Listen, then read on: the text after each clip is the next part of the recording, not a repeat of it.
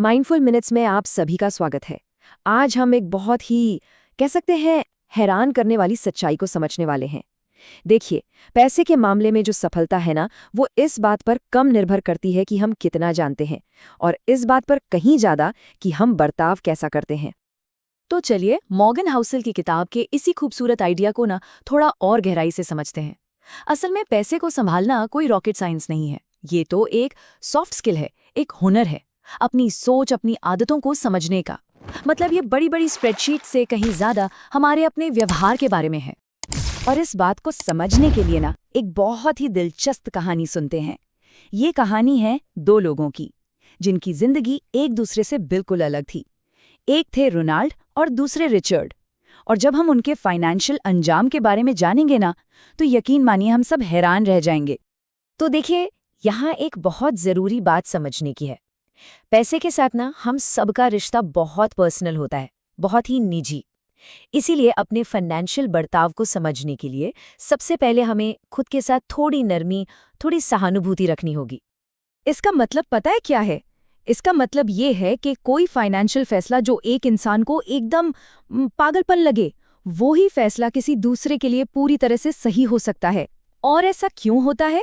क्योंकि हम सब अपने फैसले अपने जीवन के जो अनोखे अनुभव होते हैं ना, उनके आधार पर लेते हैं। और ये जो तस्वीर है, ये इस बात को कितनी खूबसूरती से दिखाती है। जरा सोचकर देखिए। एक है अन्ना, जिसका जन्म 1970 में हुआ। उसने अपनी जवानी में शेयर बाजार को आसमान छूते देखा। और दूसरी तरफ है बेन, जो 1950 में पैदा हुए और उन्होंने बाजार को लगभग सपाट देखा। तो जाहिर सी बात है, निवेश को लेकर दोनों की सोच, उनकी भावनाएं बिल्कुल अलग होंगी। तो चलिए यहाँ एक पल के लिए रुकते हैं और खुद से पूछते हैं, पैसे से जुड़ी हमारी अपनी कहानी क्या है? वो कौन सी बचपन की यादें या बातें हैं जो आज भी हमारे फैसलों पर असर डालती है? और एक बात याद रखिएगा, इसका कोई सही या गलत जवाब नहीं होता। अच्छा, तो अब आगे बढ़ते हैं। अगर अमीर बनना सिर्फ होशियारी का खेल नहीं है, तो फिर वो सबसे शक्तिशाली ताकत क्या है जो दौलत बनाने में मदद करती है? यकीन मानिए, इसका जवाब हमारी सोच से कहीं ज्यादा आसान और सीधा है। और इसे समझने के लिए वॉरेन बफेट से बेहतर उदाहरण भला कौन हो सकता है? उनकी जो कमाल की कहानी है, वो हमें कंपाउंडिंग की ताकत तो दिखाती ही है, पर साथ ही ये भी बताती है कि उनका असली राज सिर्फ उनकी इन्वेस्टिंग स्किल नहीं थी, बल्कि कुछ और था। अब ये जो आंकड़ा स्क्रीन पर है, ये सच में बहुत दिलचस्प है। सोचिए, अगर बफेट ने 30 की उम्र में निवेश करना शुरू किया होता और 60 साल में रिटायर हो जाते, तो उनकी नेटवर्थ इतनी होती। तो उनकी असली सुपर पावर क्या थी? उनकी इन्वेस्टिंग स्किल नहीं, उनकी असली सुपर पावर थी समय।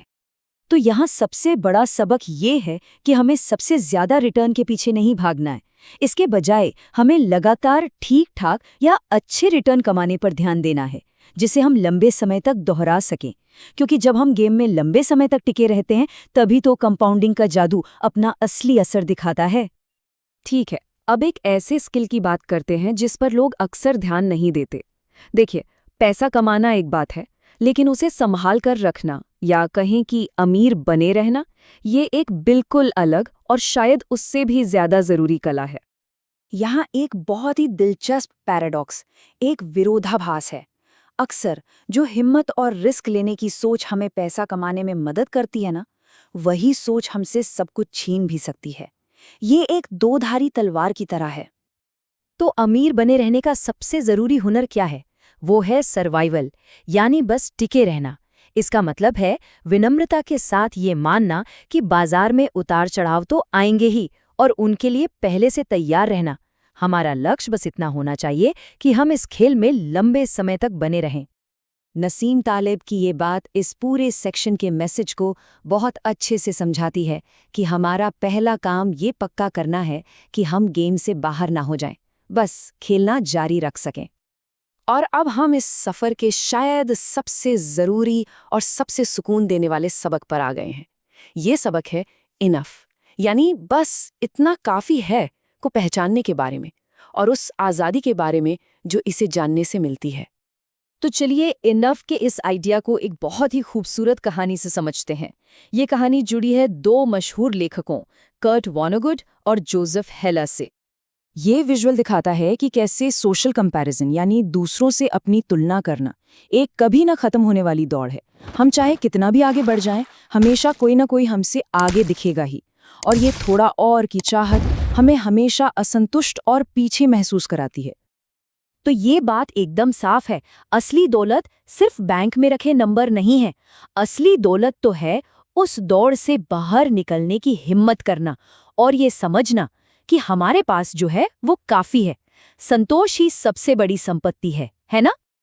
और अब इन सभी सबकों को समेटते हुए ये एक सवाल हम सबके लिए है। अगर हम एक पल के लिए ये भूल जाएं कि दूसरों के पास क्या है, तो सच्ची आज़ादी और खुशी भरी जिंदगी के लिए इनफ या पर्याप्त सच में कैसा दिखेगा? अगर आपको भी ऐसे ही आकर्षक, दिलचस्प और सुकून देने वाले वीडियो पसंद हैं, तो माइंडफुल मिनट्स को लाइक, शेयर, कमेंट और सब्सक्राइब करना बिल्कुल न भूलें। हमारे इस छोटे से समुदाय का हिस्सा बनें।